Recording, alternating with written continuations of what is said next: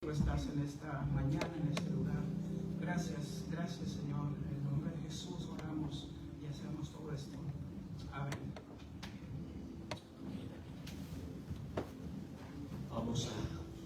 Vamos a regresar al Evangelio de Marcos y vamos a leer del capítulo 1.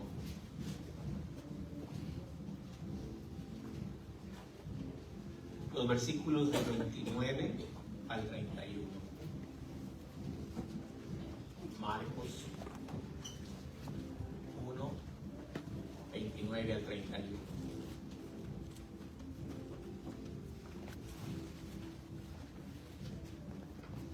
Escribe el evangelista diciendo: al salir de la sinagoga, vinieron a casa de Simón y Andrés con Jacobo y Juan. Y la suegra de Simón estaba acostada con fiebre, y enseguida le hablaron de ella. Entonces él se acercó y la tomó de la mano y la levantó, e inmediatamente le dejó la fiebre y ella les servía. Vamos a orar. Padre, gracias te damos, oh Dios, por esta hermosa oportunidad que nos das de regresar nuevamente a este lugar, a tu casa, traer nuevamente tu palabra, buscar de ella la instrucción para nuestra vida, Señor, que sigamos aprendiendo, que sigamos aplicándola. Señor, enséñanos, Padre, y permítenos recibir lo que es necesario para cada quien. Dios bendito, en tus manos estamos. Orando en el nombre de Jesús. Amén. Amén. Pueden tomar su asiento, mis hermanos. No sé si los niños van a salir, ¿verdad? Si están aquí y tienen que salir a su programa, su clase, que lo hagan a este momento. Los que nos quedamos, hermanos, pues primero quiero decirles bienvenidos todos, cada uno de ustedes. El día de hoy, pues, es un día hermoso, como ya se dijo, ¿verdad? Yo creo que es hermoso por el mero hecho de que estamos juntos y el Señor está con nosotros, ¿verdad?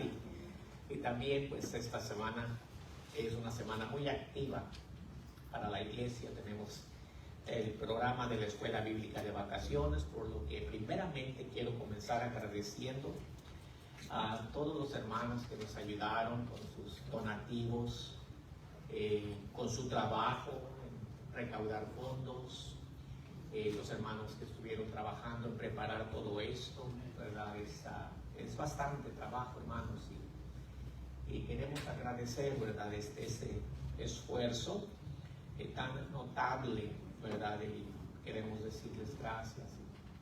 Que no se cansen, no nos cansemos de seguir haciendo aquello que es necesario para llegar al corazón de los niños, de los jóvenes y también de los adultos. Tendremos clase para toda la familia, desde los niños de 4 o 5 años en adelante. Tendremos clase también para los adultos, ¿verdad? Si usted trae niños por ahí, los nietos, los hijos, los bisnietos, yo no sé, pero lo que traiga, véngase, también hay clase para ustedes. Sí, así es de que vamos a prepararnos para esta tarde, y de aquí en adelante hasta el jueves estaremos aquí en la iglesia. Muy bien, mis hermanos, ¿qué tenemos para esta ocasión, esta mañana? Si ustedes recuerdan, a través de las últimas semanas hemos estado enfocados en el hogar, en la familia, en nuestras relaciones. Hemos predicado los siguientes temas. Hablamos sobre el peligro de una casa vacía, si recuerdan ese tema. Hablamos del peligro de una casa sin fundamento, el peligro de un hogar quebrado, el peligro de un padre ausente. Pero el día de hoy queremos presentar el tema: el peligro de no ministrar en el hogar. El hogar, mis hermanos, la casa, no es nada más las 4 paredes en las que nos refugiamos. Es más que el lugar donde comemos y dormimos. El hogar es nuestro santuario. Antes de que existiera la iglesia, el hogar ya existía. Por lo tanto, el propósito de nuestra meditación en esta mañana es darle atención al hogar como nuestro santuario, tener cuidado con lo que entra y tener cuidado con lo que sale. Nuestro hogar es una morada espiritual que necesita la guía de la palabra de Dios. Pero ¿qué es el hogar sin la Biblia? Alguien escribió, autor anónimo: es un lugar donde el hermoso día tiene tristeza, cual noche umbría. Es noche sin estrellas, flores sin vida, la morada de almas entristecidas. ¿Qué es el hogar sin la Biblia? Es un lugar donde el pan de cada día los cuerpos alimenta y fortalece, mientras tanto el alma entre tinieblas sin alimento espiritual perece. ¿Qué es el hogar sin la Biblia? Escucha atentamente y reflexiona. Es un hogar donde las almas gimen, alejadas de Cristo, se pierden. Hogar sin Biblia, hogar perdido en las tinieblas y en el dolor. Si se quiere hallar la vida, la Biblia es un rayo de luz, un rayo de amor. El hogar, mis hermanos, es la institución más descuidada, porque la limitamos nada más a la sobrevivencia. Todo nos preocupa menos la palabra de Dios y su presencia en el hogar. En esta ocasión, mis hermanos, tenemos una experiencia de Jesús que ocurrió a principio de su ministerio terrenal. Y Marcos nos cuenta que salían de la sinagoga. Al salir de la sinagoga vinieron a casa de Simón y Andrés, con Jacobo y Juan. Y la suegra de Simón estaba acostada con fiebre, y enseguida le hablaron de ella. Entonces él se acercó y la tomó de la mano y la levantó, e inmediatamente le dejó la fiebre, y ella les servía. Para este tiempo Jesús se encuentra en la aldea de Capernaum. Unas semanas atrás, solo unas semanas atrás, lo habían expulsado de la aldea de Nazaret porque se había dicho ser el siervo sufriente de Isaías. Lucas nos cuenta que en aquel hecho, cuando lo expulsan, dice Lucas, y Jesús volvió en el espíritu a Galilea, y se difundió su fama por toda la tierra de alrededor, y enseñaba en las sinagogas de ellos y se glorificaba por todos. Vino a Nazaret donde se había criado. En el día de reposo entró en la sinagoga conforme a su costumbre y se levantó a leer. Se le dio el libro del profeta Isaías, y habiendo abierto el libro, halló el lugar donde estaba escrito: el Espíritu del Señor está sobre mí, por cuanto me ha ungido para dar buenas nuevas a los pobres. Me ha enviado a sanar a los quebrantados de corazón, a pregonar libertad a los cautivos y vista a los ciegos, a poner en libertad a los oprimidos y a predicar el año agradable del Señor. Enrollando el libro, lo dio al ministro y se sentó. Y los ojos de todos en la sinagoga estaban fijos en él. Y comenzó a decirles: hoy se ha cumplido esta escritura delante de vosotros. Y todos daban buen testimonio de él y estaban maravillados de las palabras de gracia que salían de su boca. Y decían: ¿pero no es este el hijo de José? Él les dijo: sin duda me diréis este refrán: médico, cúrate a ti mismo. De tantas cosas me habéis oído que se ha hecho, de lo que se ha hecho en Capernaum, hasta tiempo aquí en la tierra, haz tiempo aquí en la tierra. Y añadió: de cierto os digo que ningún profeta es acepto en su propia tierra. Y en verdad os digo que muchas viudas había en Israel en los días de Elías, cuando el cielo fue cerrado por 3 años y 6 meses. Y hubo gran hambre en toda la tierra, pero ninguna de ellas fue enviado Elías, sino a la mujer viuda de Sarepta de Sidón. En ese momento, mis hermanos, Jesús llega a la ciudad que lo había visto crecer, Nazaret de Galilea. Por años había trabajado con José en la carpintería, en la construcción de casas. Jesús había crecido en esa aldea. Los líderes de la sinagoga lo conocían. Por años se había sentado para participar en la oración. La sinagoga era el lugar de la oración, adoración y la instrucción bíblica. Pero ahora Jesús entra, ahora viene diferente. Jesús había sido declarado Hijo de Dios con poder en las aguas del Jordán. Pero ahora Él regresa a Nazaret, ya no como el carpintero que había salido, sino como el Mesías prometido que había llegado. Jesús entra en la sinagoga como de costumbre. En la sinagoga había cierta libertad de acción. En esta ocasión Jesús se pone de pie para leer y le entregan el rollo del profeta Isaías. Jesús extiende el rollo hasta que llega a la sección donde se hablaba de la promesa del Mesías. Todos los presentes en aquella sinagoga estaban familiarizados con ese pasaje. El Señor comienza a leer. Ese era el pasaje de la esperanza del pueblo de Israel. Todo mundo está atento, seguía de memoria lo que Jesús leía. Algunos asintiendo con la cabeza, expresando adoración, imaginando lo que sería si ese pasaje se cumpliera en su tiempo, en ese mismo momento. Después de enrollar el libro y entregarlo al ministro, Jesús dijo algo que estremeció a los presentes. Hoy se ha cumplido esta escritura delante de vosotros.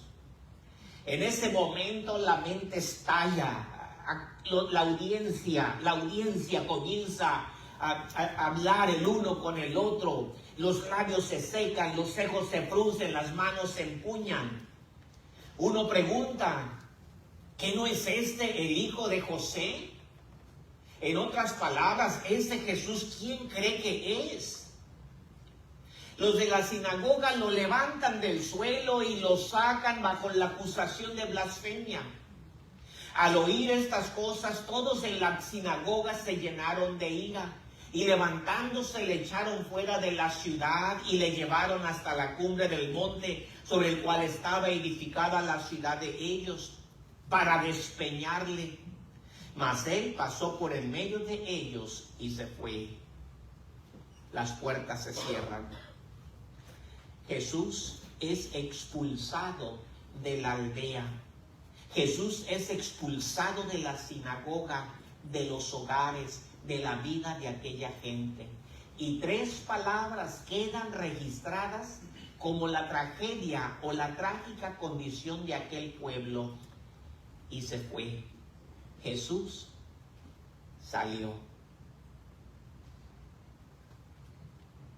¿Será este nuestro mundo, mis hermanos, o seremos diferentes? La gente rechaza a Jesús en forma tácita. No reconocen que lo están haciendo, pero la indiferencia lo dice todo. Mantienen a Jesús al lado por si acaso, pero no hay un verdadero interés, no hay una relación sincera. Cuando Jesús sale, cuando el Señor sale, las oportunidades se acaban, el vacío se deja sentir y la incertidumbre toma el control de la vida. Jesús salió de aquella aldea con un sabor amargo, diciendo, ningún profeta es acepto en su propia tierra. Algunos lo rechazaron, aun cuando no gritaron palabra, mientras que otros lo rechazaron directa y abiertamente. La ira era tan grande que lo sacaron de la ciudad entre gritos y empujones y lo llevaron a una colina para despeñarle en un acantilado. Pensaban tirarlo al vacío. Y yo me pregunto, mis hermanos, ¿estaremos nosotros permitiendo la influencia de la presencia del Espíritu de Cristo en nuestra vida, en nuestro hogar? ¿Se habla, se ora, se lee su palabra? ¿O será que también Jesús ya ha salido? Y fíjense, mis hermanos, que no estoy hablando de religiosidad. No estoy imponiendo sobre ustedes una carga, sino que mi intención es hacerles conscientes de una realidad que lo cambia todo. Una presencia, mis hermanos, que lo cambia todo. El ministerio de Jesús no se detuvo después de salir de Nazaret, no tocó la retirada, no fue a esconderse, no se fue a llorar porque lo expulsaron de Nazaret. Otras puertas fueron abiertas. Marcos nos cuenta, y entraron en Capernaum. En los días de reposo, entrando en la sinagoga, enseñaba. Jesús no se detuvo. Él tenía una visión. Si una puerta se cerraba aquí, él entraba por la que estaba abierta. Y la gente se admiraba de su doctrina porque les enseñaba como quien tiene autoridad y no como los escribas. Pero había en la sinagoga de ellos un hombre con espíritu inmundo que dio voces diciendo: ¡Ah! ¿Qué tienes con nosotros, Jesús Nazareno? ¿Has venido para destruirnos? Sé quién eres, el Santo de Dios. Pero Jesús le respondió diciendo: cállate y sal de él. Y el espíritu inmundo, sacudiéndole con violencia y clamando a gran voz, salió de él. Y todos se asombraban de tal manera que discutían entre sí diciendo: ¿pero qué es esto? ¿Qué nueva doctrina es esta? ¿Con qué autoridad manda aún a los espíritus inmundos si le obedecen? Y muy pronto se difundió su fama por toda la provincia alrededor de Galilea. Multitudes de personas comenzaron a ver en Jesús algo diferente, su naturaleza, su sinceridad, su personalidad magnética, porque les enseñaba como quien tiene autoridad y no como los escribas. La admiración no se limitó a la instrucción, sino que también veían su poder y su soberanía sobre el mismo mundo espiritual. Y la gente se preguntaba: ¿qué nueva doctrina es esta? ¿Con qué autoridad manda aún a los espíritus inmundos y le obedecen? La gente comenzó a reconocer una presencia que nunca antes habían experimentado. Jesús había salido del campo que lo rechazó y ahora entraba en un campo que lo recibía. Y Marcos nos cuenta: al salir de la sinagoga, vinieron a casa de Simón y Andrés con Jacobo y Juan. Y la suegra de Simón estaba acostada con fiebre y enseguida le hablaron de ella. Entonces él se acercó y la tomó de la mano y la levantó e inmediatamente le dejó la fiebre y ella les servía. Las costumbres de Jesús no cambiaron. Era día de reposo, era tiempo de oración.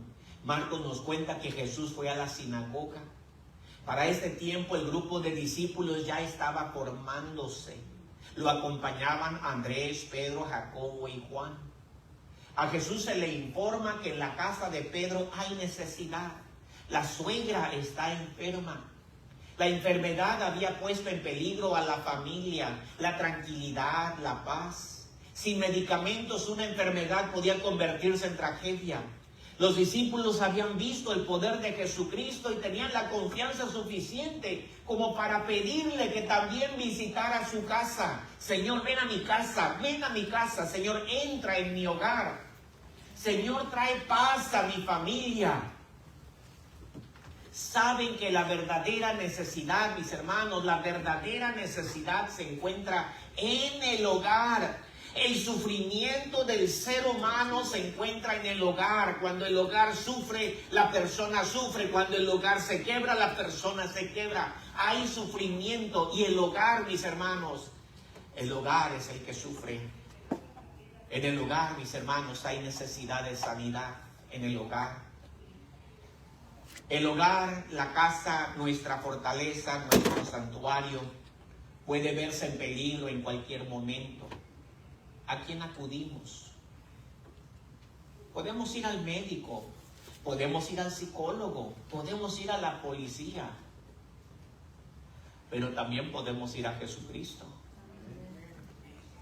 Jesús entró a una humilde casa en la aldea de Capernaum y se encuentra con una mujer enferma. En esta ocasión Jesús no ejerce milagros ante las multitudes. Aquí Él entra a ministrar a una persona en un hogar privado. Su interés es de satisfacer las necesidades de ese hogar, en ese hogar en particular, en forma individual, sin audiencia. Él no necesitaba la dinámica de la multitud para que le ayudara en su ministerio. Él no andaba buscando aplausos ni reconocimientos de nadie. Él se interesaba en la necesidad, en el hogar, allí en ese cuarto. Por lo regular, mis hermanos, el hogar, este santuario de necesidades. Y aun cuando nos acompañamos unos con otros en la casa, en ocasiones el hogar es el lugar más solitario, porque no hay comprensión, no hay simpatía, no hay comunicación, no hay instrucción de la palabra de Dios. Estamos en el hogar, comemos juntos y estamos solos. Y eso pasa en el hogar, en la casa, en la familia. A veces nuestro mismo cuarto donde descansamos la noche, ahí mismo el mismo cuarto es testigo del dolor que hay en el corazón del hombre, en el hogar, en la casa. Ese lugar que debe ser nuestro santuario se convierte en nuestra jaula. Se cuenta que un hombre llegó a su casa al final de un largo día de trabajo y su esposa le dijo: oye, ¿sabes de que el nuevo ministro vino a casa y me hizo una pregunta que no le pude contestar? Pues, ¿qué te preguntó? Me preguntó si Jesucristo vivía en esta casa. ¿Y tú qué le contestaste?, preguntó el esposo alarmado. Pues yo no sabía qué contestar, dijo ella. Pues le hubieras dicho que nosotros respetamos mucho a nuestros vecinos y nos llevamos bien con todos. Pero es que eso no fue lo que me preguntó, insistió la mujer. ¿Por qué no le dijiste que nosotros vamos a la iglesia? Es que eso tampoco me preguntó. La mujer con fastidio contestó. Le hubieras dicho que nosotros tenemos la Biblia en la casa. Es que la pregunta que me hizo fue si Jesucristo vivía aquí o no. Y no la pude contestar. Esta es una pregunta, mis hermanos, que todos debemos hacernos. Porque todos tenemos en casa, una casa donde vivimos. Todos somos parte de una familia con la que compartimos espacio, alimento y experiencia. Sin embargo, esta pregunta tiene que ir aún un poco más allá. ¿Qué diferencia está haciendo Cristo en nuestra vida? ¿Estará haciendo alguna diferencia o lo tenemos nada más como un visitante observador? ¿Qué es Cristo en el hogar, mis hermanos, en medio de las relaciones, en medio de aquella comunicación que supuestamente estamos llevando a cabo? ¿Qué papel juega Cristo? Si el Señor ha entrado, ¿estará haciendo la diferencia o todavía queremos ser nosotros, nuestros sistemas de valores, nuestras expectativas e intereses personales, las que decidan la manera de responder a las diferentes situaciones? ¿O permitimos que la palabra del Señor sea la que guía, la que nos dice qué hacer y qué no hacer? ¿En qué manera está influyendo la presencia del Señor en nuestra vida? Jesús cruza la calle polvorienta desde la sinagoga hasta la casa. Una casa, la casa de Pedro. Entra a esta casa que tiene una grave necesidad y muestra simplicidad y poder. Jesús sanó a la suegra de Pedro con la misma autoridad que utilizó para echar fuera los demonios. nada más dio la orden. Cosa maravillosa. Nada más la palabra. Esa es la misma palabra que usó al principio de los tiempos, cuando las cosas fueron hechas. Y dice, y dio la palabra.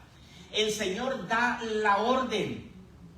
La suegra de Pedro estaba padeciendo lo que el Talmud llamaba una fiebre ardiente. Esta era y sigue siendo muy prevaleciente en aquellas partes de Galilea. El Talmud de Jerusalén, documento del tercer siglo después de Cristo, describe algunos métodos que aquella gente de la antigüedad empleaba para tratar con este tipo de fiebres. Y ustedes lo pueden buscar en el Talmud, se conoce como la antigüedad, antología del Talmud. El Talmud detalla una serie de remedios medicinales y populares para tratar diferentes tipos de fiebre, las cuales se encuentran documentadas en los textos de la tradición oral. En la recompilación clásica conocida como Antología del Talmud, los sabios describían las siguientes prácticas para tratar distintas afecciones febriles. Y cuando veía eso, digo, oh my God, ¿cómo que trataban de esa manera la fiebre? Pero bueno, déjenme decírselas. Estaba la fiebre diaria. La recomendación de los sabios era beber un cántaro de agua. Ok, vas a producir otro problema, pero bueno. No sé en qué manera se la bebían, ¿verdad? Pero bébete un cántaro de agua. Estaba la fiebre cuartana. Se aconsejaba consumir carne asada sobre las brasas ardientes. Yo creo que esta ya suena mejor. Y beber vino relajado o rebajado con agua. Bueno, yo voy mejor por esta. Pero estaba la fiebre crónica. Se sugería un método que implicaba el uso de una gallina negra abierta por mitad y colocada sobre la cabeza afeitada del paciente, combinada con una inmersión en agua y consumo de plantas tipo caña. Ok. Estaba la fiebre ardiente. Se indicaba la necesidad de sangrarse. Un cuchillo hecho totalmente de fierro era atado con una trenza de cabello en un espino. En los días sucesivos, el procedimiento era repetir primero Éxodo 3, 2 y 3, segundo Éxodo 3, 4 y finalmente Éxodo 3, 5. Luego, en cierta fórmula mágica, era pronunciada y así la cura se debía lograr. ¿Cuál opción quieren ustedes? Yo creo que la de la carne asada, ¿no? Para mí, yo me voy con esa. ¿Verdad? No importa qué tipo de fiebre tenga, tráiganme la carne asada, ¿verdad? Cuando Jesús entra a la casa, Él ignora completamente, Él ignora todos los protocolos de la magia popular y con un gesto de autoridad y poder dio la orden. Eso es la maravilla del Señor. Él da la palabra. Da la orden. Él sanó a la mujer con una sola palabra cuando le dice, levántate. Qué cosa tan tremenda, mis hermanos, levántate. Aun cuando la sanidad de la suegra de Pedro fue física, la sanidad de los hogares toma muchas formas, mis hermanos. Las necesidades en el hogar ciertamente son físicas, no lo dudo. Esas son las que les damos más atención, más que las demás. Esas son por las cuales oramos, por las cuales intercedemos. Alguien se duele, alguien sufre, todo el mundo lo sabe, todo el mundo lo ve. Es muy obvio cuando una persona está enferma. Y lo que nos llama la atención es el deterioro del cuerpo, el decaimiento. Y lo vemos y decimos, el hermano está enfermo. Y vemos el aspecto físico, el exterior. Sin embargo, también hay otro tipo de enfermedad y sufrimiento. Este es el dolor emocional. Ese dolor no fácilmente lo detectamos. Es un dolor que se ignora porque no es obvio. Lo escondemos. no lo detectamos o simplemente no le damos importancia. Sin embargo, es tan dañino como una enfermedad física. Fíjense lo que decían los salmos, porque es tan hermoso cuando vamos al libro de los salmos y comenzamos a escuchar el gemido de aquel pueblo que también sufría no nada más las enfermedades físicas, pero los dolores del alma. El Salmo 42:11 dice: ¿por qué te abates, oh alma mía? ¿Y por qué te turbas dentro de mí? Espera en Dios, porque aún he de alabarle, salvación mía y Dios mío. Y esas palabras a mí me conmueven. ¿Por qué? ¿Por qué te abates dentro de mí, oh alma mía? Salmo 13:1 y 2 dice: ¿hasta cuándo, Jehová, me oirás para siempre? ¿Me olvidarás para siempre? ¿Hasta cuándo esconderás tu rostro de mí? ¿Hasta cuándo pondré consejo en mi alma, con tristeza en mi corazón cada día? ¿Hasta cuándo? Señor, ¿hasta cuándo me vas a oír? Y si ven ese llanto, mis hermanos, del escritor, el escritor no está fabricando ideas, está expresando su sentir, el dolor del alma que siente. Salmo 55:23, uno de mis salmos favoritos, que dice: echa sobre Jehová tu carga, Él te sustentará, no dejará para siempre caído al justo. Este fue un texto que fue como un ancla para mi vida en tiempos de dificultad. Y en este yo me refugiaba y decía: Señor, ¿por qué mi alma sufre? ¿Por qué hay dolor, Padre Celestial? Y este salmo venía y dice: pues échalo sobre Jehová. Esa carga que tú llevas, échala sobre Jehová. Él te sustentará, porque no te dejará caído. Y decía: Señor, yo creo que soy justo. Pues entonces, con mayor razón, echa tu carga sobre Jehová. En nuestras experiencias también encontramos la enfermedad espiritual. Si se nos hace difícil detectar los problemas emocionales, los espirituales son aún más difíciles de detectar. El pecado es la enfermedad principal del alma y la mayoría de nosotros sufre en silencio, en la oscuridad de nuestros pensamientos. Vivimos en casa, estamos rodeados de personas, pero sufrimos solos. El pecado nos cansa, drena la energía de nuestra alma y apaga la disposición de adorar a Dios. Y en ese lugar que debía ser nuestro santuario se vuelve nuestra jaula. ¿Cuántos sienten que se asfixian en su hogar?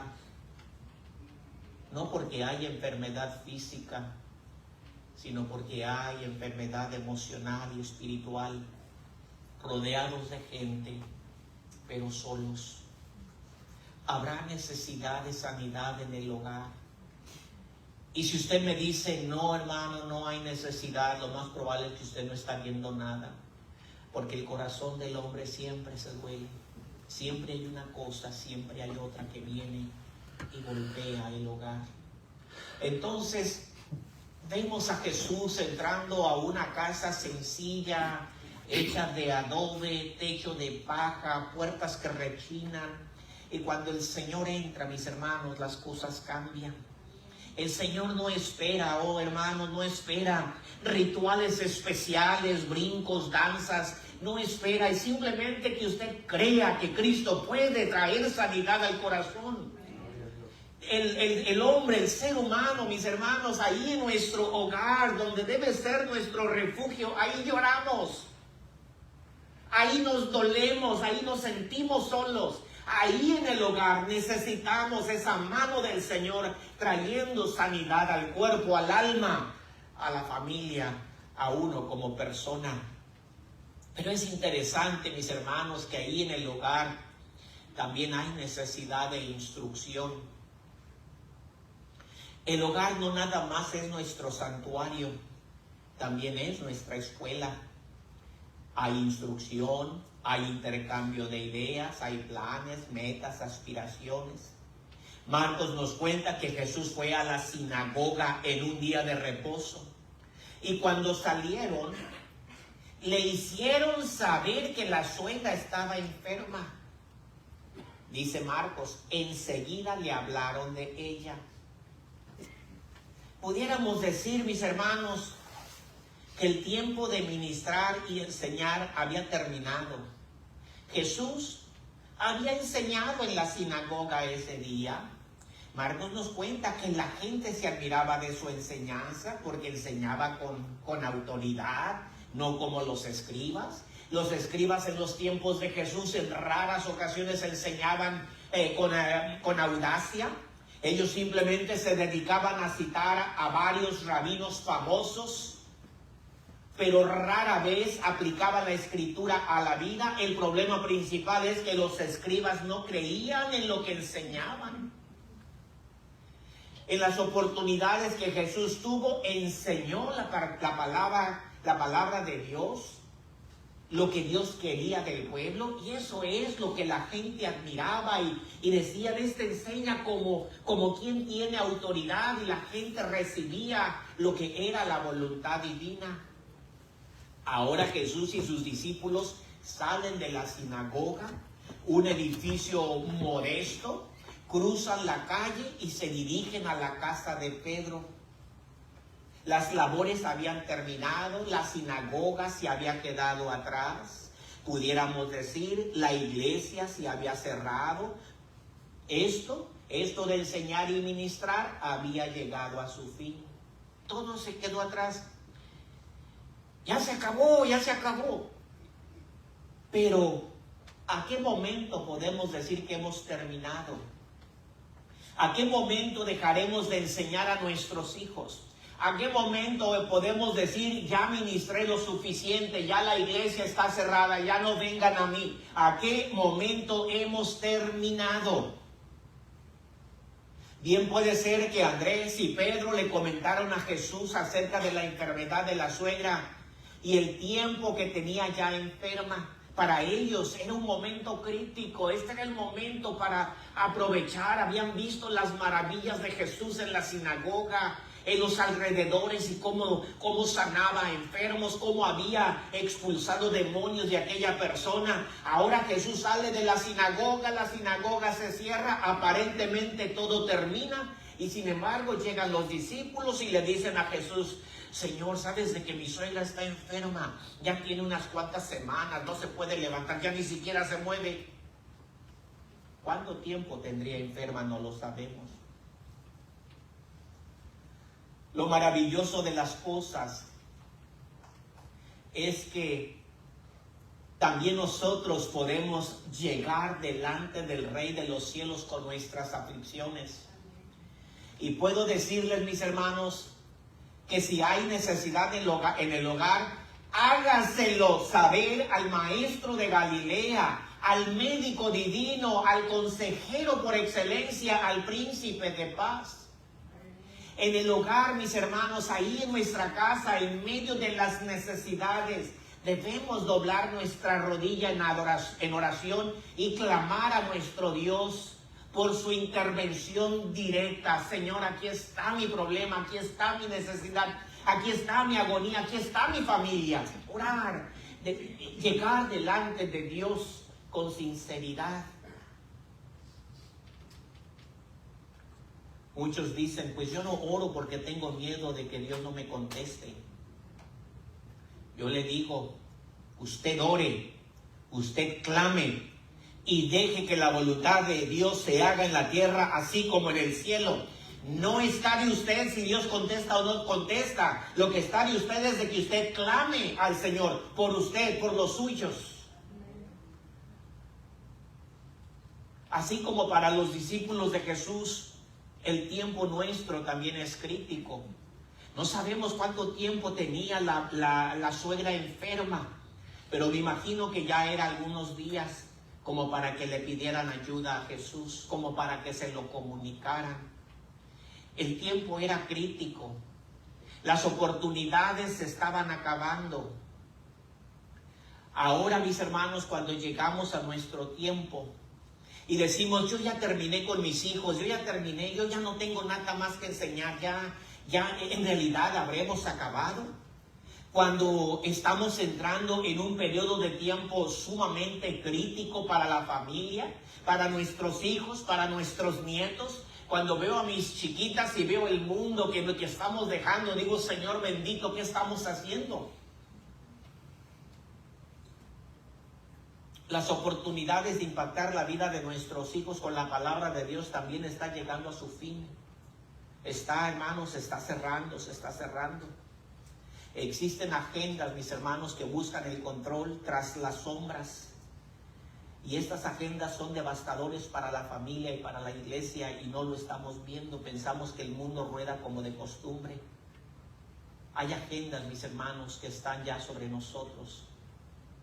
Y nuestros hijos las van a encarar. Ellos tienen que tener la base para poder sostenerse. ¿Qué vemos, mis hermanos, cuando vemos a los alrededores el tronadero y el crujir de cosas? ¿Qué escuchamos? ¿Qué vemos? Pues vemos la formación de un gobierno mundial, una moneda mundial sin efectivo, un banco central mundial, un ejército militar mundial, fin de la soberanía nacional, fin de la propiedad privada, fin de la unión familiar, vacunas obligatorias, ingreso básico universal, seguimiento con microchips para todos, sistema mundial de crédito social, miles de antenas 5G, fin del transporte privado, fin de la privacidad, fin de las granjas privadas, negocio como propiedad del gobierno, restricción de viajes, uso restringido de la tierra, y podemos seguir y seguir. Esto es lo que está en mente de los que gobiernan tras las sombras. Esto es los que esperan lo que esperan lograr en solo 4 años. Y cuando vemos esto y decimos, Señor bendito, tenemos 4 años. Tenemos 4 años para que todo esto se haga una realidad. Esta es la agenda que ellos siguen. Y nosotros creemos que ya hemos terminado, cuando en realidad se nos está levantando encima un sistema al cual no estamos preparados para enfrentar. No tenemos espacio de tiempo ya, mis hermanos. 4 años nos están dando. Por lo tanto, debemos sembrar la semilla del Evangelio en el corazón de nuestros niños, orar por ellos, traer sanidad al hogar. Tenemos que seguir funcionando en paz de la mano de nuestro Dios. Y usted me puede decir, hermano, pero es que yo no lo creo. Hemos llegado a un punto en el que ya no importa que lo crea o no lo crea. ¿Por qué? Porque el sistema ya está sobre nosotros. Ya está sobre nosotros. Usted lo carga en su bolsillo. Entonces, ¿qué es lo que queremos lograr en el tiempo que nos resta? Instruir. Instruir a los niños, a los nietos, orar, clamar delante de nuestro Padre Celestial, que venga la presencia del Espíritu de Dios sobre nuestra vida, que Jesús entre a nuestro hogar, que Él entre, no lo expulse. Los discípulos le hicieron saber a Jesús la necesidad que había en el hogar. Señor, hay enfermedad, hay tristeza, hay dolor, no sabemos qué hacer. Mi suegra está enferma. Entonces se dice que él se acercó, la tomó de la mano y la levantó. Nuestra casa, nuestro hogar, no nada más es una habitación donde comemos y dormimos. Es nuestra morada, es nuestro santuario, es el lugar en donde entramos en comunión con nuestro Padre Celestial. El toque de Jesús trajo sanidad a la que estaba enferma, armonía a una situación tensa y esperanza a un corazón abatido. Y mi pregunta es, ¿qué necesita usted? ¿Qué necesita su familia? ¿Qué necesita su hogar? Y terminamos ya de ministrar. Ese es el peligro de dejar de ministrar, de no ver la necesidad que hay en el hogar entre los hijos. La comunicación está quebrada, las relaciones están dañadas. Estoy allí, pero me siento solo. ¿Qué necesidades hay? No cierre sus ojos a las realidades del dolor. No lo ignore. Reconózcalo. Confróntelo expóngalo delante del Señor. En el hogar, mis hermanos, debe de haber sanidad, debe de haber instrucción. Todavía hay tiempo, el tiempo se nos está cerrando, pero todavía podemos instruir. Pero en el hogar también hay servicio. Yo sé que nadie quiere servir a nadie, batallamos. Todos queremos ser servidos, pero pocos son los que quieren servir. Pero es hermoso imaginar cuando Jesús entra.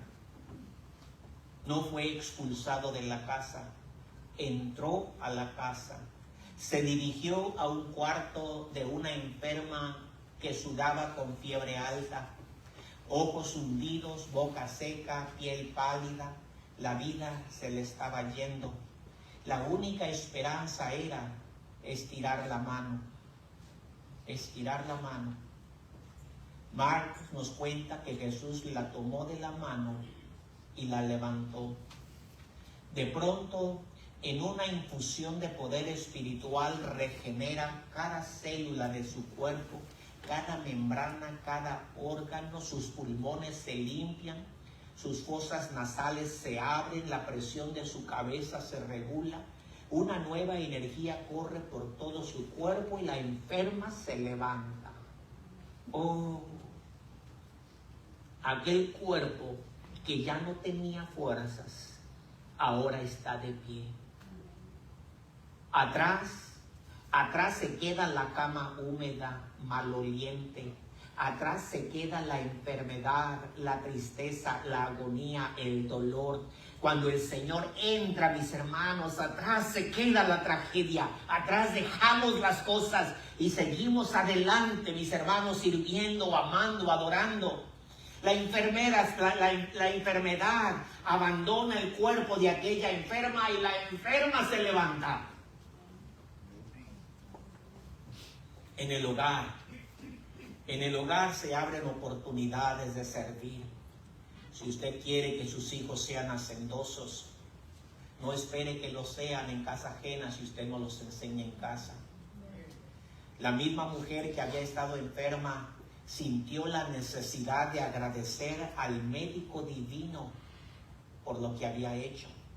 La suegra de Pedro respondió inmediatamente de la manera que nosotros debemos responder cuando Jesús nos sana, cuando nos bendice, cuando toca nuestra vida, cuando nos da el oxígeno para respirar, cuando nos provee de alimentos, cuando nos da seguridad. De esa manera debemos responder. Ella, por gratitud, se dice que se puso de pie y comenzó a servir.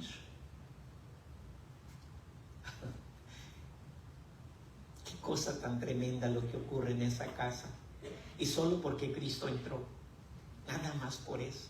Si Jesús no hubiera llegado, que se hubiera ido de regreso a Jerusalén y la mujer se hubiera quedado enferma, todo hubiera seguido igual. Pero cuando Jesús entra, las cosas cambian.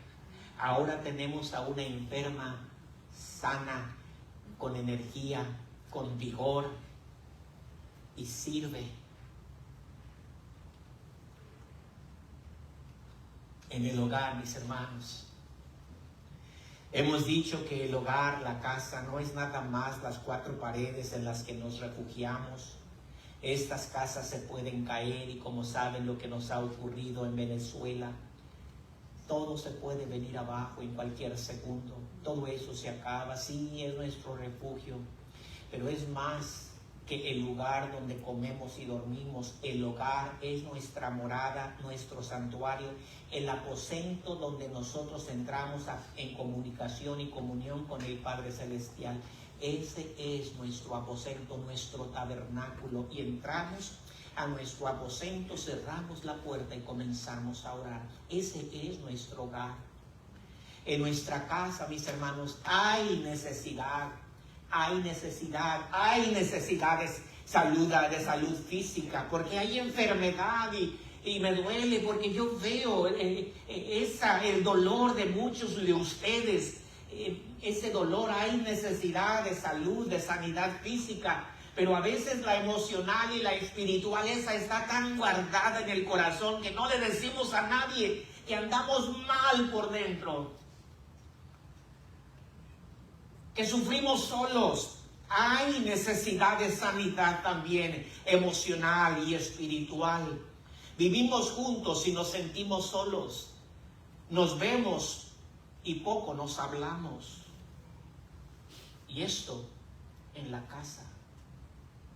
En nuestra casa hay necesidad de seguir instruyendo, de seguir enseñando a los nuestros la palabra de Dios. No lo abandone, no saque a Cristo de su hogar, no saque la palabra, la instrucción.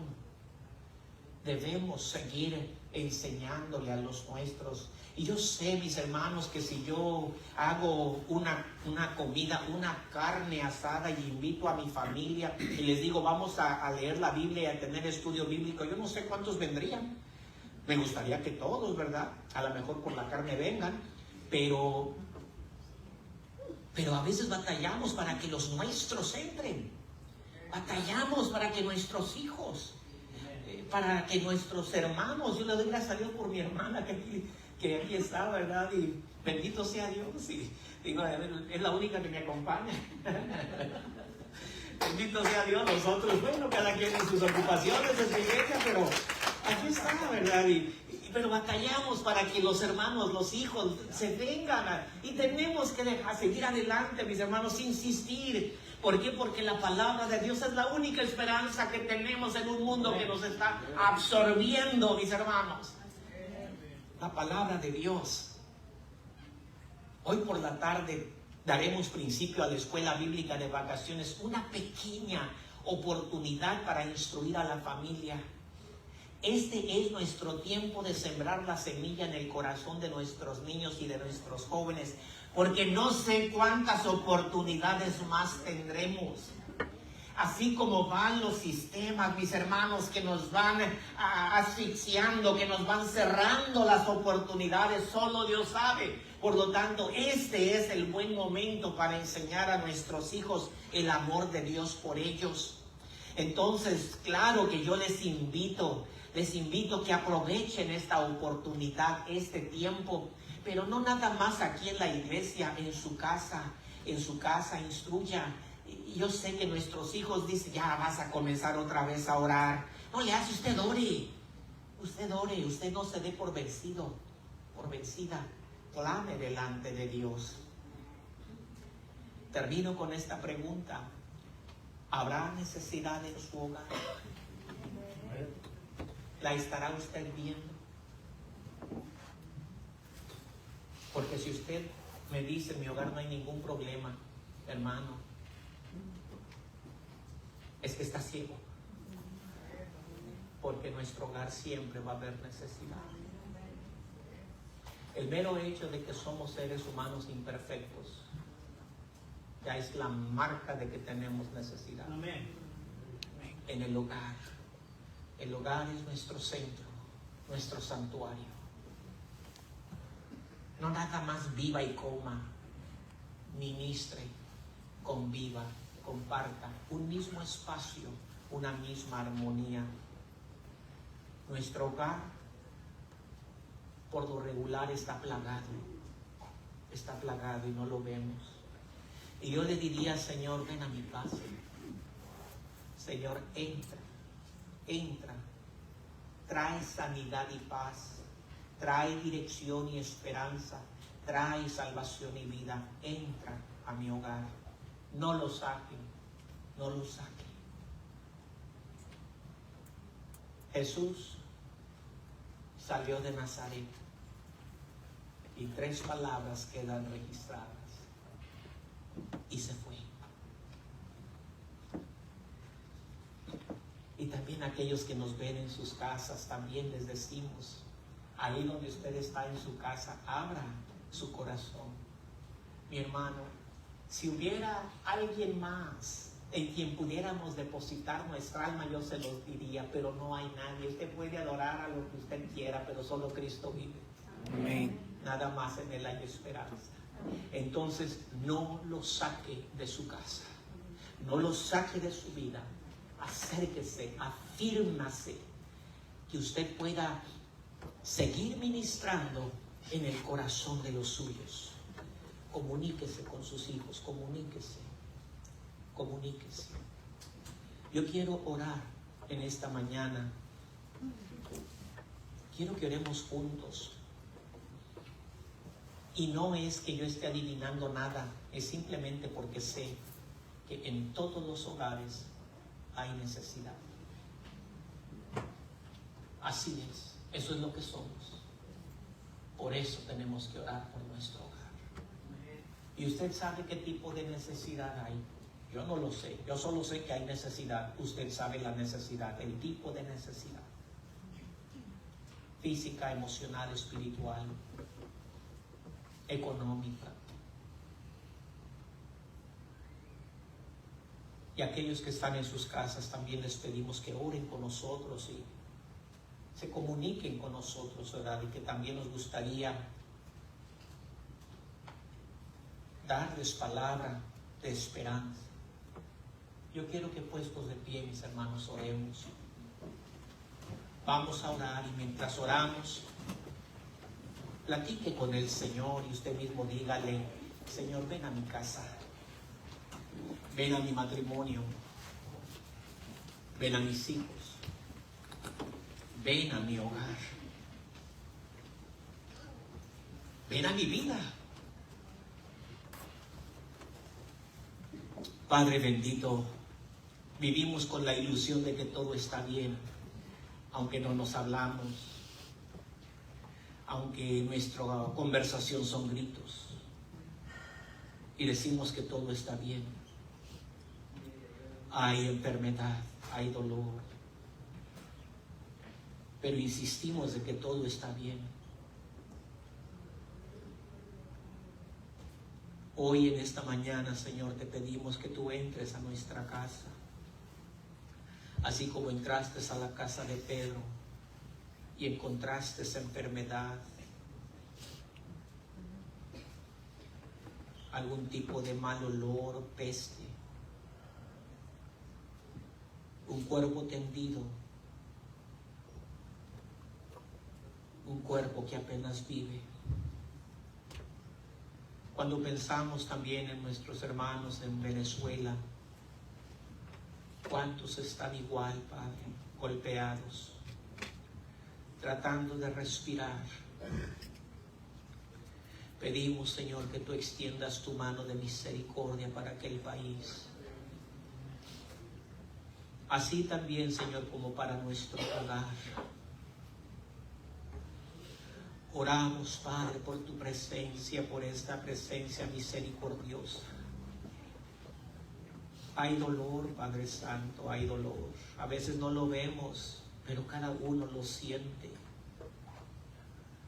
A veces lo ignoramos, pero no se va. Danos la paz que necesitamos, Señor, la sanidad. Y aquellos que se encuentran en esta situación, en esta tragedia, en aquel país lejano, también ahí, Señor, muestra tu misericordia. Aquellos que levantan sus ojos para decirte: perdóname, Señor. Perdónales, Padre, por amor a tu nombre. Yo traigo a mis hijos, mis hermanos, mis primos también, Señor, delante de ti, Padre Santo, para que también te busquen. Aquellos que están en su casa, también ahí donde se encuentran, Padre, que también abran sus ojos a una realidad que es el dolor en el hogar, porque también allí puede haber pleito, puede haber enfermedad, puede haber falsedad, Padre. Vamos a adorar a nuestro Dios por unos momentos, mis hermanos, a cantar. Y si usted ha podido ver que su hogar necesita algo y lo reconoce y quiere traer ese algo delante de Dios, yo le voy a invitar. Y no me diga que es que me ven, hermano, todos estamos igual. Todos estamos con tantas necesidades que es como para que lloremos, mis hermanos. porque hay dolor, hay tristeza, hay soledad en el hogar, en la casa. Vamos a cantar, y si usted quiere venirse y traer su corazón delante del Señor, véngase. Jesús entra. Cristo, yo te amo.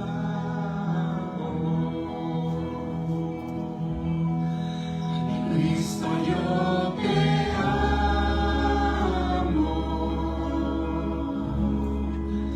No hay nadie como tú.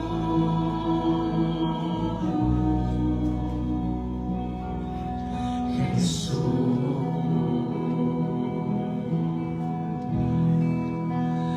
Cristo, yo te amo.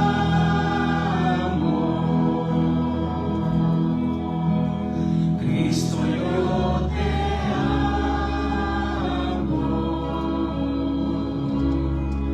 No hay nadie como tú.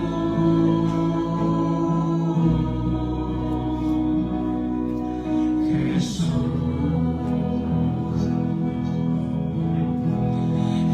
No sé dónde estuviera si a ti no te tuviera, si no hubiera conocido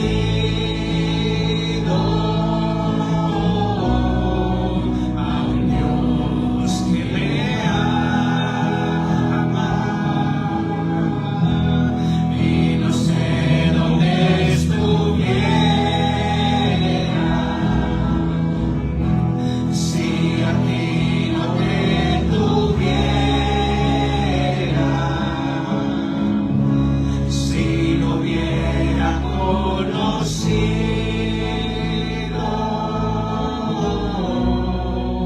a un Dios que me ama. Habrá dolor en su corazón, hermano, hermana, y usted sufre. Las noches batalla para dormir, porque cosas dan vueltas en su cabeza. Hay fricción emocional, hay dolor, habrá necesidad de sanidad.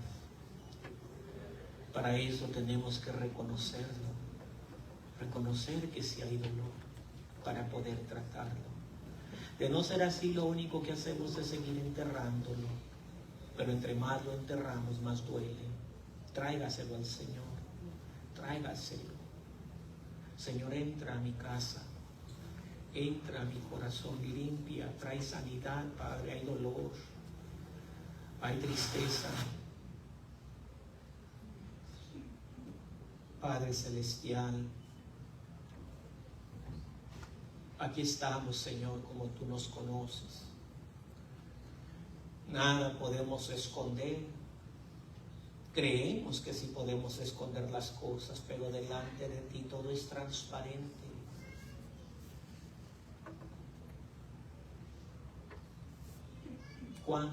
¿Cuándo dejaremos de ministrar en nuestro hogar? No hay una fecha de caducidad. No hay un tiempo límite. Mientras estemos vivos tenemos que ministrar en el hogar. A nuestros hijos, nuestros nietos, nuestros hermanos, nuestros primos, nuestra misma vida, nuestro matrimonio, la iglesia. No dejamos de ministrar, Padre, porque tenemos necesidad de ti. Tenemos necesidad de sanidad física, emocional, espiritual. Tenemos necesidad de tu palabra. Tenemos la necesidad de servirte en agradecimiento, de decir gracias, Padre, por lo que tú haces por nosotros. Mis hermanos aquí al frente, Señor, te pido por ellos, Señor, cualquiera que sea su necesidad, Padre, su dolor, su súplica, Padre Santo, la ponemos delante de ti para que traigas paz, para que traigas perdón, Señor, para que seas tú el que guíes, el que orientes, Padre Santo. Nuestra vida, Padre, es complicada, Señor, y sin ti estamos perdidos. Padre, por eso nos apegamos a ti, Señor. Nos apegamos a tu presencia, Padre. No te vemos, Padre, pero sabemos que tú estás aquí. y amamos tu presencia, amamos tu realidad, Padre, tu amor. Enséñanos a amarte, Padre. Cada uno de mis hermanos, Señor, ministra sus corazones. Prepáranos para esta noche, Señor, poder exponer tu palabra a los niños que vengan, a los adultos, porque tenemos hambre de ti, tenemos sed del Dios vivo. Oh Padre, tú puedes saciarnos, Señor.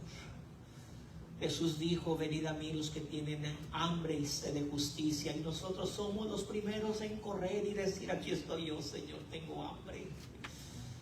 Gracias por mis hermanos, gracias por tu iglesia, Padre. Gracias, mi Cristo. Que salgamos de aquí, Señor, no olvidando lo que se ha enseñado, sino meditando, reflexionando, viendo lo que tenemos que hacer, cómo aplicarlo a nuestra vida. Gracias te damos, Señor, porque lo oramos en Cristo Jesús. Amén, Padre Celestial. Amén, Señor.